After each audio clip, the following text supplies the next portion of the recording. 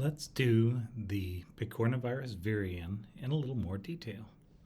So, shown up here, this is human rhinovirus, I think B14, and we've got all the usual proteins here. So at the five-fold axis in green, circle this one, that's going to be VP1. VP2 is this sort of orangey color, and it's around here, and VP3 is this bluish color. VP4 is not visible from the outside, but if we zoom in just a bit more, there we go. These are nice little VP4s. They're the pink things that form little five-sided pores inside. And so those are docked with the green, and so they line up right underneath each of those green five-fold symmetry axes.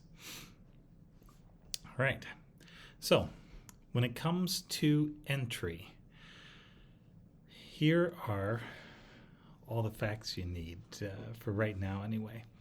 So we have VP 1, 2, and 3 on the outside. 1 is at the five-fold axis. That much you've got. VP4 is located inside, and VP4 is myristylated. See that word there? Myristic acid is added to this while it's being translated. That's the only time myristic acid gets added. I believe it's always a thing that happens in the ER.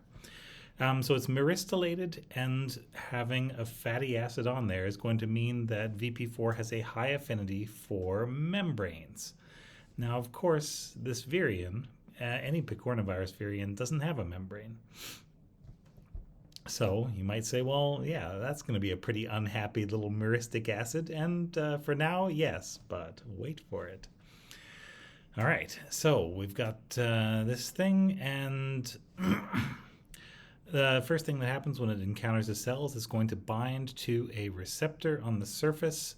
And so there's a list. It's CD155 for poliovirus. There are different receptors for rhinoviruses. Look up one, plan your answer that way, I would say. There's some in the lecture. It's easy to Google, probably faster to Google than to find in the lecture. Now, after binding to the receptor, so in some cases, it looks like picornaviruses get internalized and they go in through the endosome. In other cases, they don't. So I think it's fine to say that this happens at the cell surface as kind of a general thing, because at least in some cases, it can happen at the cell surface. Those other steps are not strictly required for every picornavirus to enter.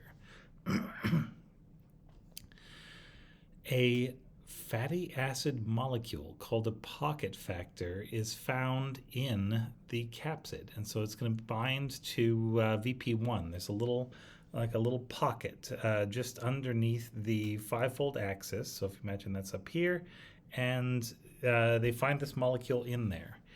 It appears to be acquired after receptor binding and before release of the N-terminus of VP1. So this is a factor which is going to assist in the budding process.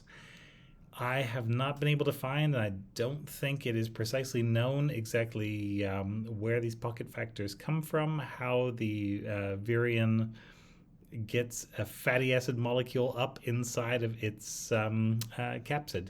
But this is not the myristate on VP4. This is a different fatty acid molecule that fits on the outside of VP1.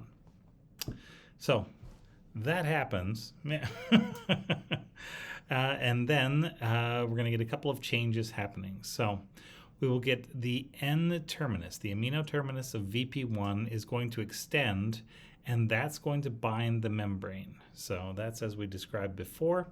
Then VP4 appears to come out. And so imagine VP4 being right here, that little pink thing, is going to come out through the VP1 pore, and it's going to form up here. It says these are VP4 hexamers, but in the original paper, it showed that they were just as likely to be pentamers, and there happened to be 5 VP4s located right underneath that five-fold axis. So I would speculate that that's probably going to be sufficient. And from what we understand, this is a group, you can have either 5 of them or 6 of them, a pentamer or a hexamer. and it's still going to work. So these VP4s are going to come out at about the same time as pocket factor binds. So the pocket factor interacting with VP1 is going to somehow displace VP4. VP4 is going to come out through this little channel right here at the five-fold axis, and it's going to insert in the membrane.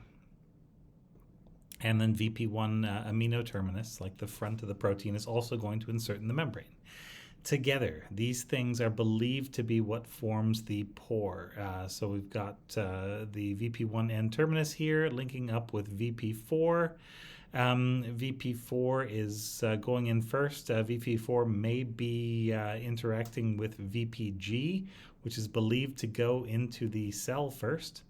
And one of the factors that helps to pull the viral RNA in is going to be this PLA2G16. Yeah, that's a phospholipase A2. So that would be something that would break phospholipids into pieces. I don't know if that is involved in actually generating the pocket factor. It is a possibility, but it's not something that I have seen explained in the literature yet. So it's probably something that we'll be able to update for next year. All right, so that's the virion. That is the entry process.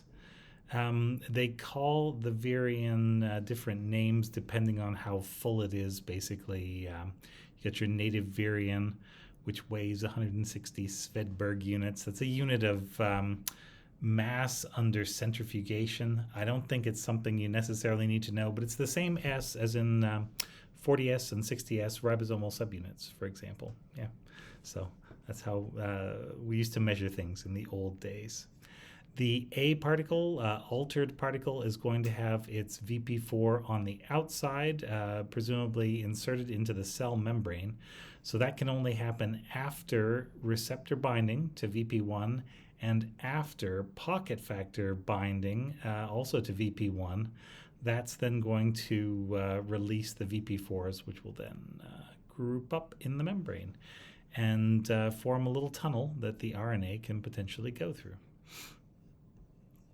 And then, yeah, once the RNA is out, you'll have the empty particle stays on the outside of the cell, and it's just there. It's like a little empty vehicle abandoned on the side of the road. It has no further role to play because its whole job is to get this viral RNA genome into the cytoplasm. So there you go.